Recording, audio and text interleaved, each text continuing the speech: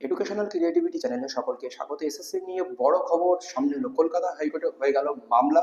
সেই মামলার শুনানি 5ই জুন বিচারপতি পার্থ সারথীর চট্টোপাধ্যায়ের বেঞ্চে এই মামলা শুনানি রয়েছে। কি কি নিয়ে মামলা হলো বিস্তারিত এই ভিডিওতে আপনাদেরকে আমি জানাবো, সেই জন্য ভিডিওটি না কেটে শেষ পর্যন্ত দেখবেন। প্রথম কথা, আপনারা জানেন যে এখানে টিচিং এক্সপিরিয়েন্স দেওয়া হয়েছিল যারা চাকরি করছে তাদের জন্য এক এক বছরের উপরে 2 নাম্বারের উপরে ভিত্তি করে, মানে 5 বছর চাকরি করলে সে 10 নম্বর পাবে, মিনিমাম 5 বছর চাকরি করলে সে 10 নম্বর পুরোটা পাবে, সেটার উপরে ভিত্তি করে মামলা হলো। তাছাড়াও আরেকটি বিষয় এখানে উল্লেখ করা হয়েছে, সেটি হলো যেহেতু এটি 2016 সালে রিক্রুটমেন্ট অনুযায়ী করতে হবে, এটা 2025 সালে এসে পরীক্ষা হয়েছিল 2016 সালে 55 নম্বরে, এখানে এসে 60 নম্বর করা হয়েছে।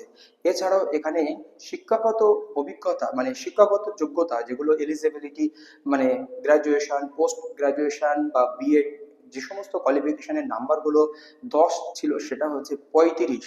এই সমস্ত বিষয়ের উপরে ভিত্তি করে কলকাতা হাইকোর্টে আজই মামলা হচ্ছে। বিচারপতি পার্থ সারথী চট্টোপাধ্যায় সেই মামলা অ্যাকসেপ্ট করেছে। এই মামলার শুনানি রয়েছে 5ই জুন। তাহলে কি আবার এই রদবদল হতে চলেছে এর নিয়ম কানুন, বা 5ই জুনের পরেই কি আবার নতুন করে করেজেন্ডাম বা নতুন করে নোটিফিকেশন, এই নিয়ে থাকছে একাধিক প্রশ্ন। আরো বিস্তারিত আপডেট অবশ্যই আমাদের চ্যানেলে সময় মতো। এখানে আরেকটি বিষয় যুক্ত হয়েছে যে ইন্টারভিউ এর উপরে 10 নাম্বার, এখানে স্বজন পোষণের একটা সম্ভাবনা রয়েছে। যারা মামলা করেছেন তাদের ভয় হলো যে এখানে যারা যোগ্য টিচার বা যারা অযোগ্যরা রয়েছে তাদেরকে চাকরি পাইয়ে দেওয়ার জন্য এই সুবিধা নতুনরা এখানে বঞ্চিত হবে, সেই সমস্ত বিষয়ের উপরে ভিত্তি করে কিন্তু এই মামলা। পরবর্তী আপডেট কি আসে অবশ্যই আপনাদেরকে কিন্তু জানানো হবে।